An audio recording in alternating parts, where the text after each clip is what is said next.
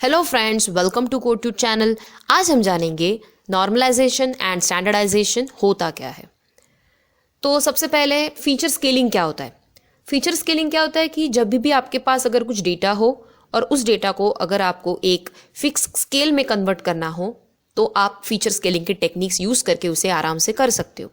तो नॉर्मलाइजेशन और स्टैंडर्डाइजेशन ये एक तरह की फीचर स्केलिंग टेक्निक्स है। तो ये जनरली जो स्टेप होता है फीचर स्केलिंग, ये होता है डेटा प्रिपरेशन का स्टेप। अगर मशीन लर्निंग मॉडल आप बना रहे हो और अगर आप चाहते हो कि आपका जो मॉडल है वो बहुत अच्छी तरह से बने, जो डेटा वैल्यूज़ है वो अच्छी तरह से यूज़ हो, ना कि उसका कुछ अलग इंटरप्रिटेशन हो, तो data preparation is very important step. और इस स्टेप में हम नॉर्मलाइजेशन और स्टैंडर्डाइजेशन परफॉर्म करते हैं। अब नॉर्मलाइजेशन क्या होता है।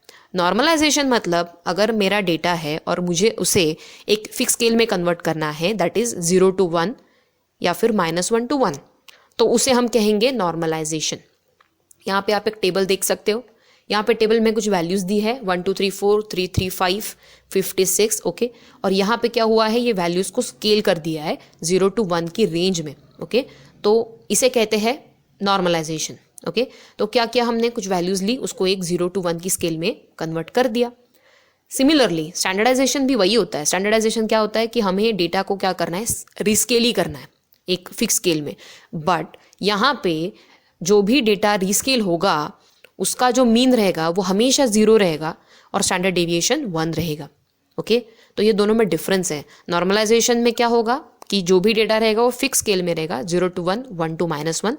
और स्टैंडर्डाइजेशन में क्या होगा, डेटा रीस्केल होने के बाद उसका मीन 0 रहेगा और स्टैंडर्ड डिविएशन 1 रहेगा। सो ये दोनों में एक मेजर डिफरेंस होता है, ओके। अब एक एग्जांपल लेते हैं। अब ये कब परफॉर्म करना चाहिए, स्टैंडर्डाइजेशन हो गया तो या फिर नॉर्मलाइजेशन हो गया, फीचर स्केलिंग क्यों ज़रूरी है। जैसे फॉर एग्जांपल मेरे पास मुझे अगर कुछ एल्गोरिदम यूज़ करना है रिलेटेड टू डिस्टेंस, लाइक के नियरेस्ट नेबर KNN यूज़ करना है, या फिर कोई क्लस्टरिंग एल्गोरिदम यूज़ करना है, SVM यूज़ करना है, तो इन सारे एल्गोरिदम्स के लिए स्टैंडर्डाइजेशन और नॉर्मलाइजेशन बहुत ही अहम होता है। आप जब भी कोई भी डेटा स्केल करोगे ना तो उसका है ना डायरेक्टली इम्पैक्ट होगा क्लस्टर्स पे, ओके। अब यहाँ पे एक एग्जांपल लिया है कुछ शॉपिंग का, जहाँ पे कस्टमर ने शॉपिंग की है 1 लाख 10 लाख 5 लाख की, और ये इनके नंबर ऑफ आइटम्स हैं। अगर आप क्लस्टर्स बनाओगे तो यहाँ पे क्या दिख रहा है, ये 1 6 10 ये लोअर वैल्यूज़ दिख रही है और ये क्या है, हायर वैल्यूज़ दिख रही है। अब इनमें रिलेशनशिप डिराइव करना, डिस्टेंस कैलकुलेट करना, तो उसमें क्या होगा, थोड़ी दिक्कतें आ सकती है। क्योंकि वो ऐसा अज्यूम कर सकता है, एल्गोरिदम ऐसा अज्यूम कर सकता है कि अगर बड़ी वैल्यू है तो उसको बड़ा इंपॉर्टेंस दो और जो छोटी वैल्यू है उसको लोअर इंपॉर्टेंस दो। लेकिन उससे क्या होगी, गड़बड़ हो जाएगी, क्योंकि यूनिट भी तो इंपॉर्टेंट होता है ना। जैसे फॉर एग्जांपल किलोमीटर है, मीटर है, दोनों का यूनिट अलग अलग है, तो मैटर करता है ना। कि आप ये नहीं कह सकते हो कि था मतलब कुछ 10 मीटर बड़ा है 1 किलोमीटर से, आप ये नहीं कह सकते हो, ओके। सो ये सारी चीज़ें अवॉइड करने के लिए हमें ये जो फीचर स्केलिंग है ये करना बहुत ज़रूरी होता है, ताकि आपके जो क्लस्टर्स है वो अच्छे से बने। अब हम जानेंगे आपको स्टैंडर्डाइजेशन और नॉर्मलाइजेशन कब यूज़ करना है।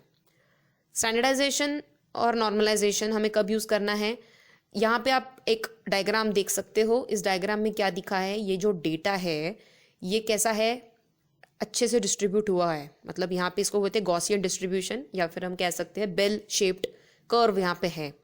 तो जब भी आपका डेटा बेल शेप्ड कर्व में होगा ना तो आपको स्टैंडर्डाइजेशन करना है, और जब भी आपका डेटा बेल शेप्ड कर्व में नहीं है तो हमें उस वक्त नॉर्मलाइजेशन परफॉर्म करना है, ठीक है। So distribution does not follow Gaussian no outliers, उस केस में नॉर्मलाइजेशन। और जब हमारा बेल शेप्ड कर्व हमें मिलता है, गॉसियन डिस्ट्रीब्यूशन है, तो हमें क्या करना है, स्टैंडर्डाइजेशन परफॉर्म करना है। अब ये फॉर्मूला है नॉर्मलाइजेशन का। नॉर्मलाइजेशन कैसे परफॉर्म करते हैं, ये formula, normalisation is equal to x minus x minimum divided by x maximum minus x minimum. यहाँ पे मेरा एक कॉलम है, इस कॉलम में कुछ वैल्यूज़ है। पहली वैल्यू है 1 2 3 4, फिर 12 67 2 34 एक्सेट्रा एक्सेट्रा, ओके।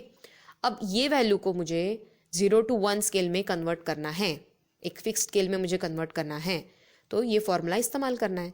तो यहाँ पे x हमें अभी 1 by 1 वैल्यूज़ को कन्वर्ट करना है। सो पहली वैल्यू क्या है 1 2 3 4, 1 2 3 4 कहाँ जाएगी, इस x वेरिएबल में जाएगी।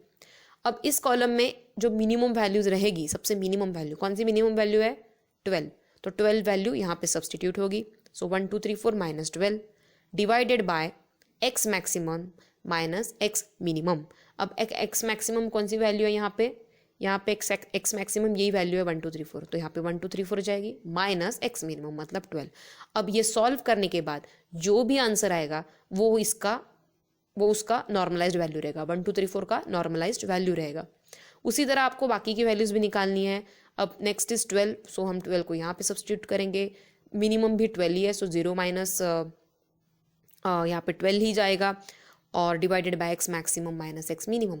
तो इस तरह से हम हर वैल्यू के लिए हम यहाँ पे एक टेबल में एक नॉर्मलाइज्ड वैल्यू कैलकुलेट करते जाएंगे और इस तरह से हमारा जो डेटा है वो फिक्स्ड रेंज में कन्वर्ट हो जाएगा, दैट इज 0,1। अब ये अगर आपको नहीं करना है, इतना मैनुअल कैलकुलेशन नहीं करना है, तो आपके पास scikit-learn लाइब्रेरी है, मशीन लर्निंग लाइब्रेरी होती है ये। इसमें डायरेक्टली एक फंक्शन है जिसे कहते हैं मीन मैक्स स्केलर। ओके, तो आपको ये सीधा यूज़ करना है फंक्शन इस लाइब्रेरी में से और आप डायरेक्टली ये सारी वैल्यूज़ को आराम से कन्वर्ट कर सकते हो। बस आपको मीन मैक्स स्केलर का सिंटैक्स पता होना चाहिए। नॉर्मलाइजेशन को मीन मैक्स स्केलिंग भी कहते हैं, ठीक है, तो इसका दूसरा नाम क्या है, मीन मैक्स स्केलिंग। अब नेक्स्ट इज स्टैंडर्डाइजेशन। स्टैंडर्डाइजेशन को हम ये भी कहते हैं जेड स्कोर कैलकुलेशन। ओके, तो फॉर्मूला इसका वही है, अलग है, x minus mean of sample. मतलब अब यहाँ पे आपको क्या करना है, जो भी वैल्यू आपको कैलकुलेट करनी है वहाँ इसमें सब्सटीट्यूट करना है। उसके बाद जो भी उस कॉलम का मीन होगा वो यहाँ पे लिखना है आपको, divided by standard deviation of sample. उसको हमें किससे डिवाइड करना है, स्टैंडर्ड डिविएशन से डिवाइड करना है। तो इस तरह जैसे हमने नॉर्मलाइजेशन के वैल्यूज़ कैलकुलेट किए, उसी तरह हमें स्टैंडर्डाइजेशन के वैल्यूज़ कैलकुलेट करने हैं। अब जो भी वैल्यूज़ आएंगे उसे जेड स्कोर भी कहा जाता है। ओके, और जो भी वैल्यूज़ हम कन्वर्ट करने वाले हैं, जो भी वैल्यूज़ हम ट्रांसफॉर्म करने वाले हैं, उनका मीन होता है 0 और उसका स्टैंडर्ड डिविएशन होता है 1। ओके, और scikit-learn में इसकी लाइब्रेरी है, उसे हम कहते हैं standard scaler. Okay, so standard scaler function directly use करके आप स्टैंडर्डाइज कर सकते हो वैल्यूज़ को, और इसका और एक नाम क्या है, जेड स्कोर नॉर्मलाइजेशन। सो स्टैंडर्डाइजेशन को हम जेड स्कोर नॉर्मलाइजेशन भी कहते हैं। तो ये हो गया स्टैंडर्डाइजेशन और नॉर्मलाइजेशन के बारे में। So thank you guys for watching this video. Please like, comment and subscribe my channel and hit the bell icon for all the latest notifications.